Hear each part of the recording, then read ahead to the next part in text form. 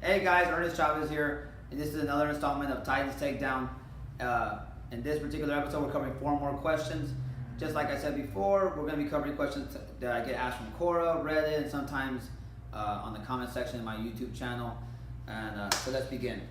The first one, first question, which one is better, boxing or MMA? Well, first off, let me just say that it's a preference, right? The fact is, if you're into boxing and you only like throwing your hands, then that's your thing, and there's a lot of good fighters to follow. Same thing with mixed martial arts. That is basically a collection of different combative sports. The name in itself, mixed martial arts. I mean, you're going to get some of the best practice from Muay Thai, boxing, jiu-jitsu, wrestling, judo, so on. But you're only getting like their best practices. You're not getting them in their pure form, such as boxing is a pure form fighting style.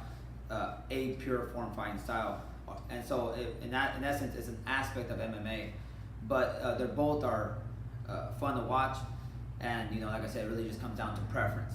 The thing is, what I will say is when it comes to mixed martial arts, it's kind of like, say, if you're a doctor, you're a general practitioner, if you're doing MMA, and if you're doing boxing, you're like a specialist.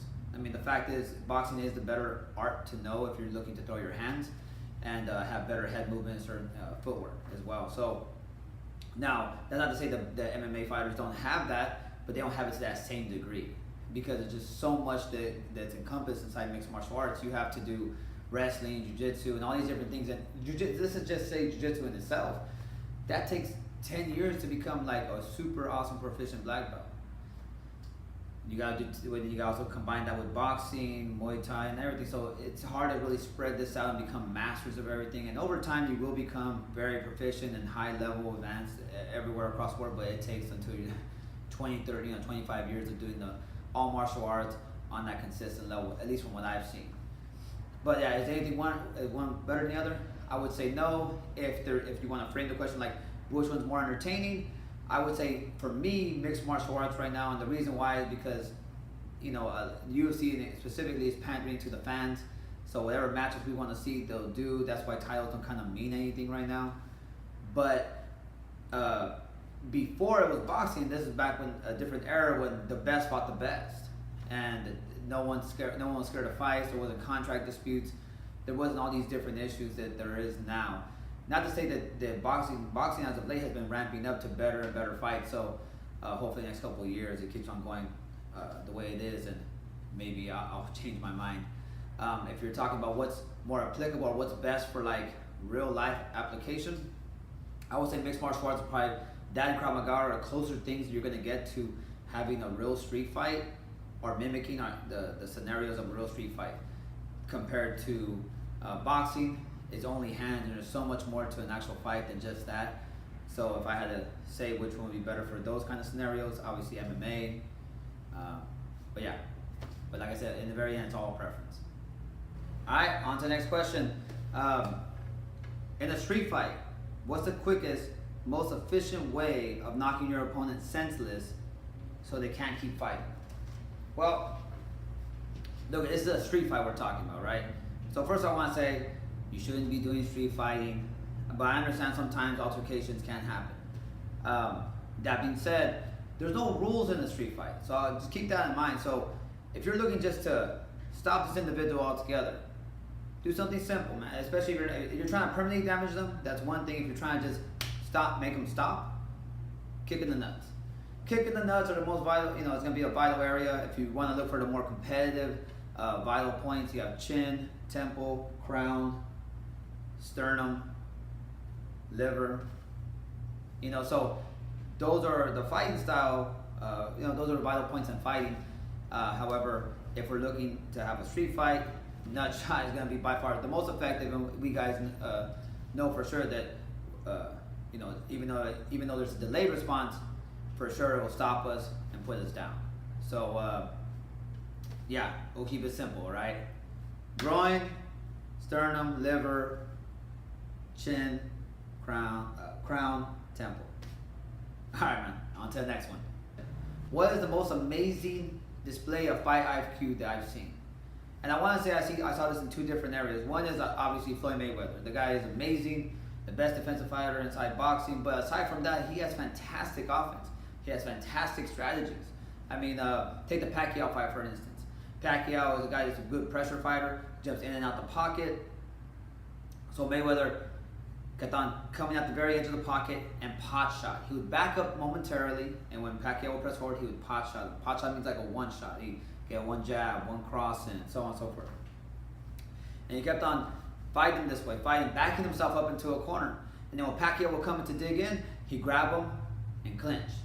So obviously they come into break. When they look to do that, he turns his back away from the corner, and now he has the whole ring to back up again, and keep pot shotting, and to just force Pacquiao not to come straight down the line. This forced him to go out the circle a little bit, cut angles a little more, and when he does that, that puts less pressure on Mayweather. And now, since Pacquiao is going to one side, and based on his normal fighting style, Mayweather can dissect another thing, like, oh, it's coming from this angle, he does these 3 different punches, and he's such a wizard that he'll know how to maximize his defense, minimize his risk, and go ahead and land some offense.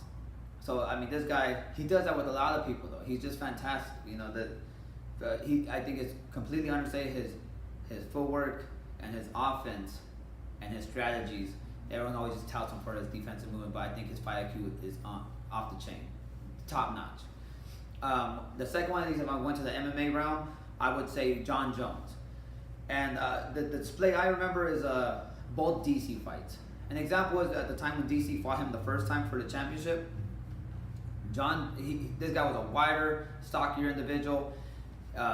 He seems like he does a hard cut to get down to 205. So I'm positive he's walking around 230 come the day of. He's really known to press the action and press you against the cage. So John Jones kept him at bay for as long as he could with his length.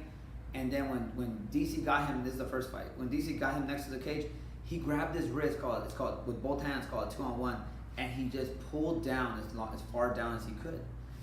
Doing this, it seems like such a basic move, but it was shut down DC's game. DC needed to press John Jones to eventually take him down, wear on him, because when your back's against the cage, it's almost like if they're on top of you. That's how we kind of see it. When your back's against the cage, you're losing.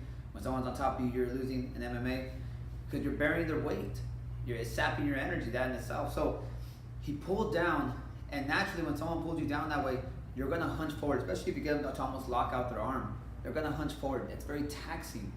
And because he can't circle around John Jones' waist or come get an underhook, he could eventually get out, get his back off the cage. He did this several times. If you go back and watch the fight, you'll see how he did that and was able to minimize his time on the cage, which didn't sap his energy, allowed him to get off his offense.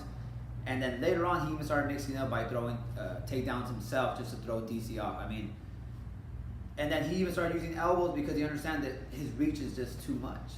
He did the same thing with Rashad Evans. I mean, this guy is just super smart. He adapts really well from one round to the next. So I think John Jones for sure. And then if I think about the second fight, I know there's PED issues and stuff like that, but as far as fight IQ, those PEDs don't affect there. And he showcased how he does that push kick to the knee, eventually forcing DC to be more mindful of his legs, arching his head forward, and he eventually got a left kick to the head because he kept on slipping out to the side. He damaged DC, but DC had been damaged that same way before, like 2 other fights. I think it's Gustafsson and I forgot the other guy, but either way, he gets hurt and starts to rock back, move away, so on. So John Jones, instead of trying to rush him and try to throw punches and possibly smother his punches, tie up with DC, which will give him time to rest, he kicked his leg out. But not even in the Muay Thai style where he just wanted the chop to do damage. He kicked under, like, say, the lower calf and ankle and lifted up to throw off his balance. Mind you, when you get kicked like that inside the head to the crown, your equilibrium's already off.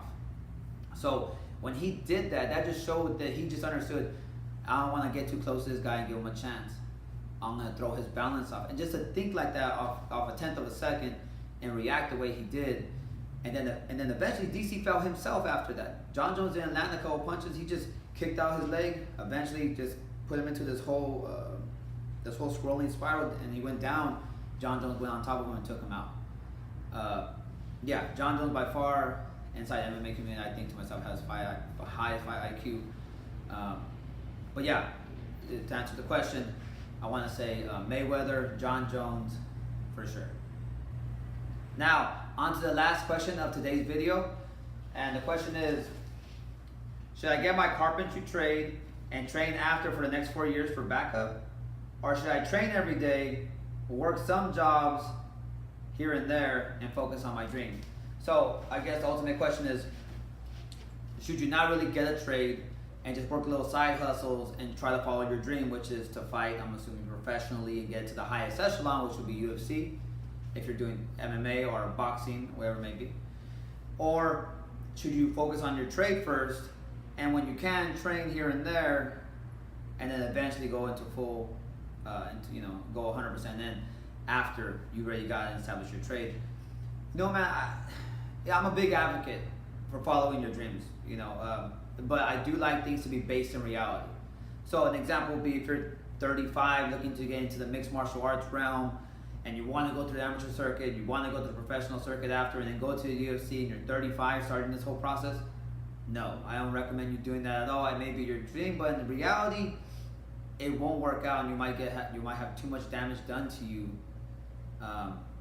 at this stage in life, and it's not worth it. Okay.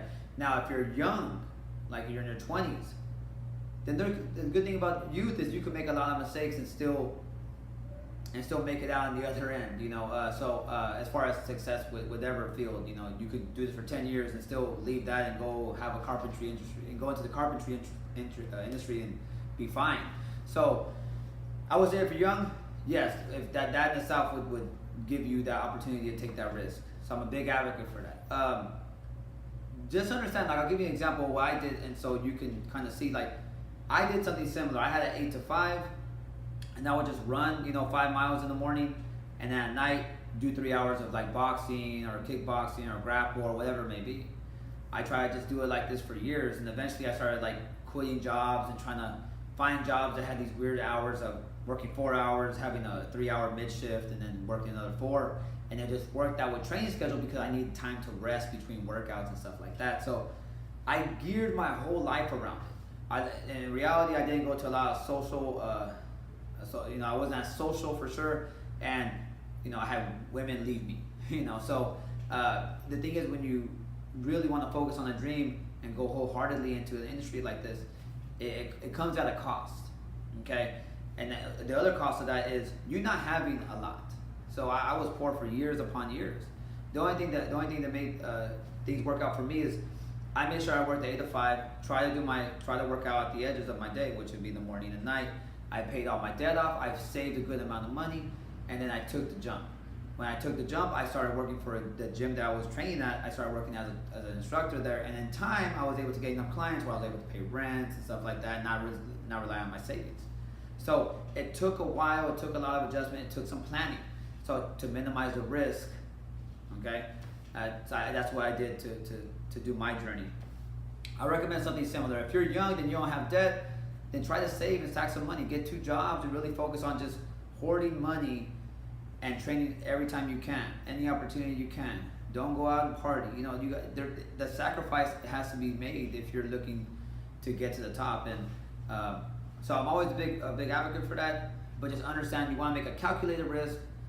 And it comes with not just the sacrifice of training, it comes with the sacrifice of a lot more things. And so when you really put that into perspective, and you still want to take that jump, I'm all for it. Go for it. Save money, do your thing, train every day, train hard, recover, and then all throughout the process, you'll start getting fights in. And later on down the line, it's even better because you get sponsors, more people believe in you, and you get more clients. So a lot of these can pan out your way, but the first couple years can be tough. So I just wanted to put that in perspective and let you make that decision on your own. All right, guys, so this will conclude the questions for this episode of Titans Takedown. I'm Ernest Chavez. Thanks for watching.